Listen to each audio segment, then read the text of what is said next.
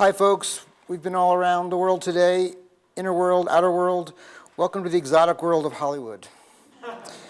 As people have shared today that,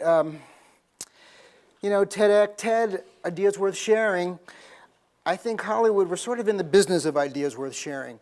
I admit, anyone in Hollywood would probably admit as well that not everything is worth sharing, but we're all in the pursuit of bringing ideas forward and actually how do we make a business out of it.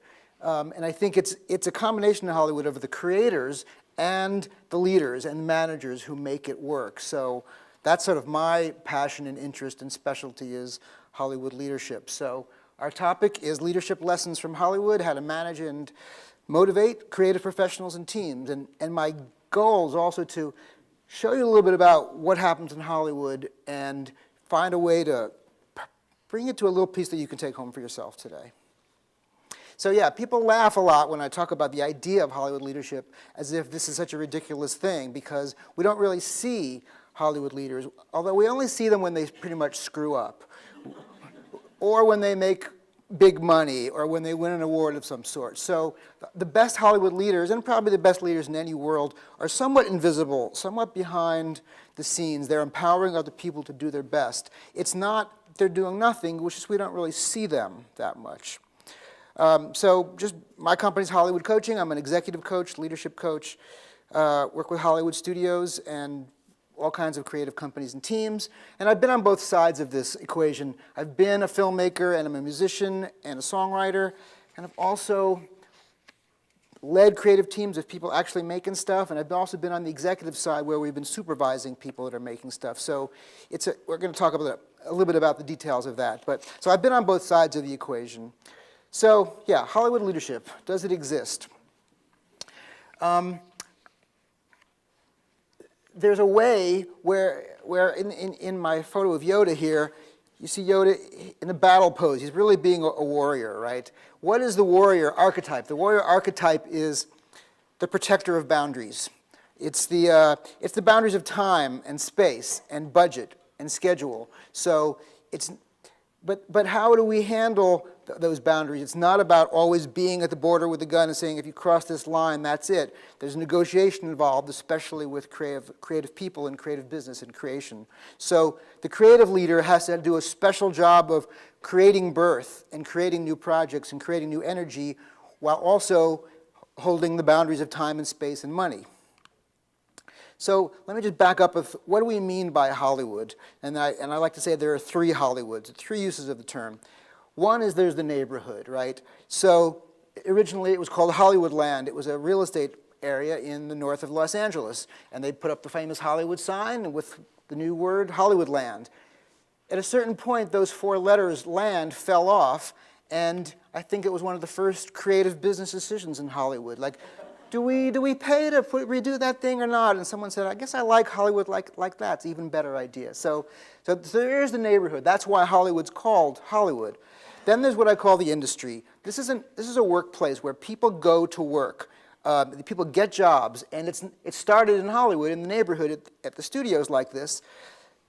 But it really, for me, it's anywhere where people are making films, making television, making new media, things like that. So it has expanded beyond the confines of just that neighborhood, but we sort of bring that orientation with us. And so that's the industry side. But the third Hollywood is what I call the mythical mind space. This is the part within us all that's almost like, it's the collective unconscious, as Jung would say, in a way. It's the place where we've all seen the Star Wars movies, we've all seen The Godfather, we've all seen Mary Poppins. All these movies, they're dancing around in our brains. It's a shared experience of all people around the world. And they inspire us, and they just float as ideas. And it's just an amazing shared experience. So people are motivated to be in that business of they're motivated by their own mythical mind space experience. And then they're also getting into the business of doing that stuff. So what motivates people to leave their safe homes and safe careers and live their passion and take huge risks to do something that's really important? You know, sometimes people think initially maybe it's about the money, right? Because we hear about the big budgets, we hear about the box office grosses, we hear about star salaries. It's easy to point to that stuff and go, well, that must be the reason, but it's really pretty much not. And there's a great quote from Walt Disney, the man who created Walt Disney Studios. He said, "We don't make movies to make money. We make money to make movies." So it started, and Walt Disney, we know Walt Disney Studios is a big organization now, but he was an animator. He drew. He worked really closely with the people that were making stuff. And he knew that was it. And that's really, any filmmaker, any creative person knows that it's really about that. And, you know, sometimes people think it's about success. And Gary Shandling, a successful actor, writer, comic, said, I heard him on a podcast recently, he said, "I've had enough success to know that if I were driven by success, I would be happy." So we don't really know if Gary will ever be happy. But we know he's had enough success to kind of see it this way and to get the clarity that that was sort of the case. So I think it's an internal motivation, right? So David White, the poet and writer, has said this about the purpose of art. Art is the act of triggering deep memories of what it means to be fully human. I'm just going to say that again. Art is the act of triggering deep memories of what it means to be fully human. So I think artists, writers, are motivated by that, see that, can feel that, and it's part of the human experience. That's the motivation to do that, basically. So it's an internal motivation. It's not external money and fame. And I think that the creative soul is everywhere. Last year, I was speaking in Scandinavia, northern Finland and Sweden, and I got to meet a lot of filmmakers and TV people. And what I said to my LA friends when I got back to town was, you know, they're just like us, but they're a million miles away. It's the creative soul of the creator, of the filmmakers, of the writers, exactly like people in Hollywood. And I think that creative soul exists in Hollywood, exists in High Point, it exists in Helsinki. It's all over the world, and somehow the creative imperative is the same in the people that have that. So I've seen it everywhere. So I want to define what I mean by creative leadership. And I'm generally not talking about the people that own the studios at this point, because that's become its own weird ecosystem. But on a creative project, there will be a team of creative people, let's say filmmakers, let's say artists, actors, writers. So there's the initial team of creative people, right? And then there's a creative leader within that manages the creative people. That person probably was a writer. So in a TV writer's room, maybe there's 8 or 10 people writing an episode of TV, and one person who's the head writer, showrunner, and that person is a writer, but they've sort of stepped into a leadership position rather. So there's the creative people, the creative leaders, and then there's what I call the creative executives. And the creative executives are people who are not necessarily hands-on creators, they're not artists, they're not writers, but they have a sense of financial management to oversee the process. And creative executives come in when we're trying to make a business out of our creativity. We're not just going, hey, let's make a movie, hey, let's make a show. They're saying, this is a business, we have a contract, we have to make incredible creativity on this budget, on this schedule. And it's the creative executives who have to both balance the money and the creativity. And that's the sort of the special thing that it's not just in Hollywood, but we're going to pull it out of there. So the business challenge for creative leaders is how do we lead them, how do we motivate them, and how do we manage them? You know, and sometimes people say, well, managing creatives is like herding cats. But I think it's not really, unless you mean like the lions, tigers, kings and queens of the jungle. These are really high-functioning people that are really tough and really strong, and they're at the top of their game to have gotten to that position. And they're not going to be pushed around easily. And they're also not going to move until they feel inspired to move. They're not going to move until they've done something that makes sense for them. So a creative leader has to give them enough space and enough structure, and that's what we're going to come back to. But back to the internally motivated thing, there's this quote that I like to talk about, allegedly from the Gnostic Gospels, which goes like this. If you give birth to the genius within you, it will free you. If you do not give birth to the genius within you, it will destroy you. So we are creators at any level are motivated by living our passion. And if we don't, just like the video we just saw, there's this sort of little mini death that occurs. So it's taking that risk, it's living that passion that people in the creative industries know, even though it's ephemeral, even though it's hard to identify sometimes. So we're going to talk about the specifics of Paul Haggis's journey. Paul Haggis, he was a successful TV writer. He wrote the screenplay for $1 Million Baby, and on that success, he got to make a movie called Crash. So he worked for years on that film. Worked for years on writing the script. Then he worked for years raising the money, he and his producer, Kathy Schulman. And then in the middle of shooting a film usually takes, let's say, 30 to 50 days. In the middle of shooting, he had a heart attack. So he had worked for years on this project, and he was shooting his project, shooting his dream project, and he had a heart attack. So they stopped production. The doctor says, Paul, you got a weak heart, you had a heart attack, I really need you to take a few months off and get someone else to finish the movie for you, because I don't think it's bad for your health. And Paul said, you don't understand. If I don't finish this movie, then I will surely die. If I don't finish this movie, I will surely die. So that really speaks to how important it was, how life-giving it is for him to just continue with his dream project, right? So as creative leaders, how do you manage somebody like that, right? They're going to put their life on the line for a creative project.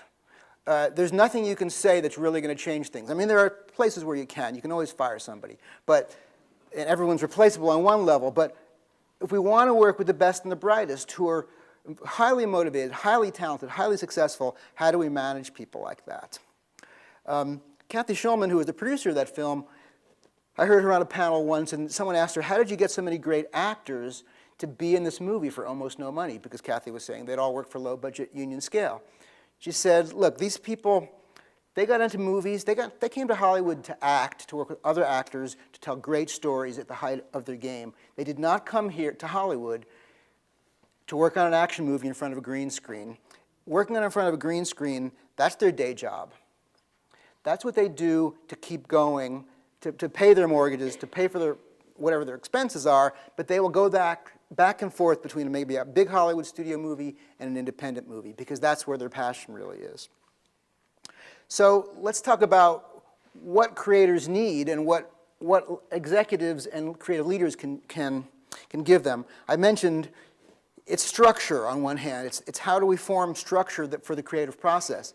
And we want the right balance of freedom and structure. So there's some little tools that I use in my coaching practice that I use with all kinds of people, and it's really basic. How do you manage basic accountability? So there are 3 questions of accountability. What will you do? When will you do it? And how will I know? So this works with any little thing, any project, but if I'm working with a screenwriter, I'll say, well, you're going to write 10 pages and in 7 days, and how are you going to let me know? So it's very specific of what exactly you're going to do, and what is the specific date with which it will be due, and what is the notification process. We're creating a feedback and accountability loop. So on one hand, it has to be very sharp and finely focused, so everybody knows exactly what's going on and exactly what's expected of them. However, it doesn't always work that way, but that's okay, because the 4th question is, what did you learn from the process? So if people, maybe they'll come to me on Saturday and say, well, I forgot to get back to you, or I'm sorry, I worked all night, or whatever it was, we might have found that it was a harder project than we thought. It might have been easier. I might need more resources. It might be I don't like my idea. There's so many things that we could have discovered from that it was important for me to set up a really solid, clear accountability in setting the task, and then let them go away for a certain period of time. And then when they come back, I'm more focused on what did you learn, because there are many weeks to go in this process, right? There's going to be an iterative process of learning and getting better and getting smarter. And the creative people will be looking for new ways to try things, and they might go, there's so many things we can learn, but as a creative leader, we have to keep the space open for that to happen. We can't just expect that everyone's going to do exactly what we said. And that's really the sort of the funny balance. The other thing we really need is trust. And trust is a funny thing as well. And, people just say sometimes, oh, just trust me. I'm trustworthy. But what that really, the rubber meets the road on that is in this case, you have to trust the creative process. You have to trust that a creative person might go down a road that's not going to work, and that that's okay, that they couldn't know. They might think the way to solve the problem is this way, it's going to end up being that way. So we have to be able to trust that the process works and that the person is on it in a certain kind of way. And the only way that you as an executive or a creative leader or manager will be able to have credibility with your creator is if you give them enough rope to experiment, enough room to experiment, and also if they know you're going to fight for them, that you believe in what they believe in. So if you believe in a creative project like Paul Haggis did, or any great creative project has somebody fighting for the creator. And it's the producer's job and the creative leader's job not just to say, gee, you're over schedule, over budget, to say, look, I really believe in this thing, but by the way, we have to wrap this thing up soon. Or we're running out of money, or what do you want to do? How do you want to solve this together? It's not about just saying no, because again, these sort of kings and queens of the jungle know that there's no show without them, but they want a partner that believes in the process and that believes in them to work together with them. Just here's a Paul and Kathy finished the movie, won some Oscars, Best Picture Oscar, Best Screenplay Oscar. So after all that, we get to see yes. There they are winning their Oscar at the Academy Awards. So it happens that way, but there was a lot of literally heart attacks on this on this project. So just to go back to, I think of creative leaders as creative warriors. It's where we have to both be a wise person like Yoda and maybe we talk in funny sentences like Yoda, but we're all holding the boundary of time, of space, of trust, and creation.